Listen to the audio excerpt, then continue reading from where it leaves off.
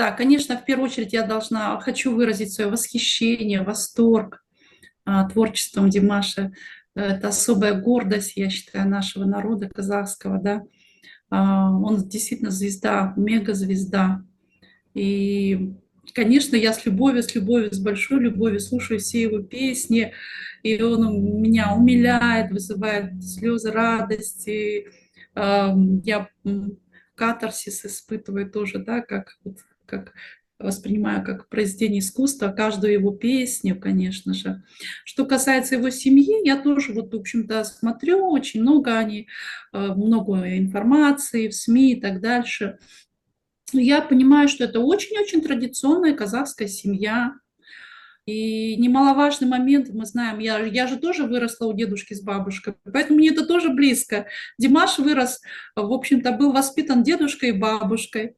То есть в казахском традиционном обществе существовала такая культурная практика, когда дети, рожденные как бы у молодых родителей, передаются на воспитание своим родителям.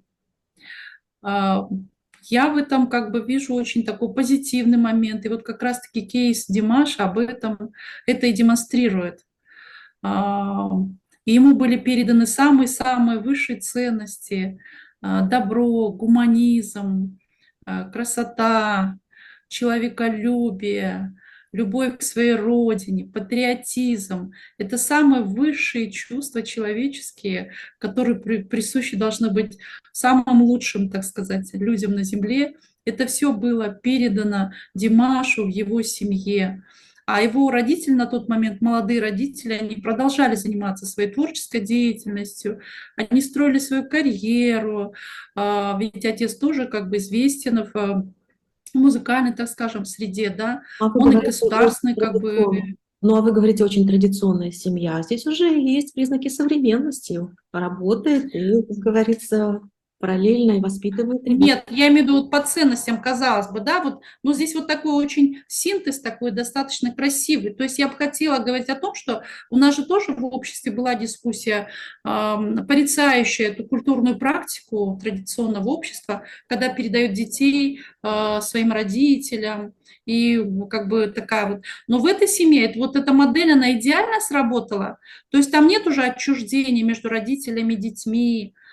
У Димаша, наоборот, есть его дедушка и с бабушкой, которые его воспитывали с рождения.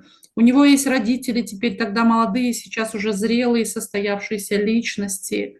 И вот эта эмоциональная связь, она все равно есть, существует, и она его подпитывает.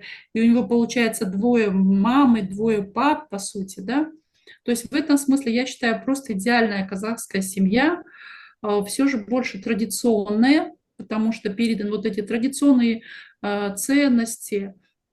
Я не за тот традиционализм, который разрушает, да, античеловечен, а именно за такое. То есть нужно уметь, на мой взгляд, гармонично сочетать все вот эти ценности, присущие традиционному обществу и современному обществу.